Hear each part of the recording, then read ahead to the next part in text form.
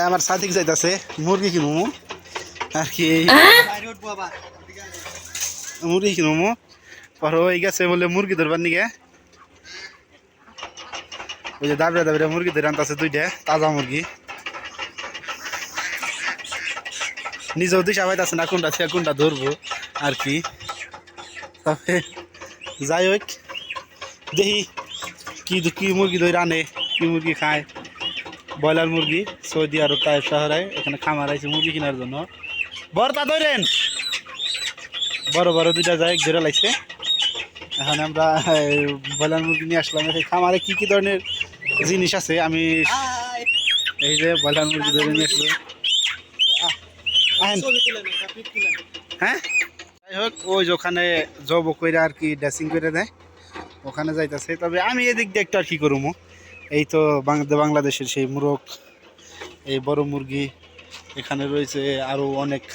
খামার রয়েছে নানান ধরনের জাতীয় জিনিস এখানে হাঁস মুরগি সব ধরনের জিনিসই পাওয়া যায় দেখতেই পাচ্ছেন এখানে কত সুন্দর সুন্দর হাঁস এই যে এখানে রয়েছে ও পাশে রয়েছে দেখুন এখানে সব ধরনের জিনিসই আর কি এরা বিক্রয়তা করে এখানে তাজা আর কি তবে এখানে ভালোই লাগে আসলে বাদে তবে যে ভালো লাগবো না তার কোনো মানে না আজকে বৃষ্টি হয়েছে দেখে হাঁসের অবস্থা এরকম আর কি ওই একটু পানি পানি করছে যে জায়গায় তা না হলে হাঁসের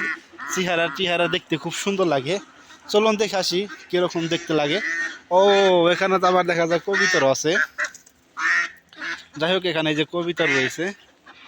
এবং কি কোয়েল পাখি মনে হয় এটা আর কি এখানে কোয়েল পাখিও রয়েছে এই যে যাই হোক সবাই আপনাদেরকে এগুলা তুলে ধরে দেখানোর জন্য আর কি ভিডিওটা করলাম ভিডিওটা যদি ভালোবেসে থাকে তাহলে অবশ্যই একটা কমেন্ট একটা লাইক করবেন আর কমেন্ট করে আর কি জানাবেন যাক পরবর্তীতে নেক্সটে আরও সুন্দর সুন্দর জিনিস দেখানোর জন্য আপনাদেরকে চেষ্টা করব সেই সাথে রয়েছে এখানে দেখতে পাচ্ছেন কি অবস্থাটা তবে পরবর্তীতে আপনাদেরকে আরও এরকম ধরনের যেন জিনিস আমি দেখাতে পারি সেই আশা রেখে আজকের মতো বিদায় নিচ্ছি এই খামার থেকে সবাই ভালো থাকবেন সুস্থ থাকবেন আসসালামু আলাইকুম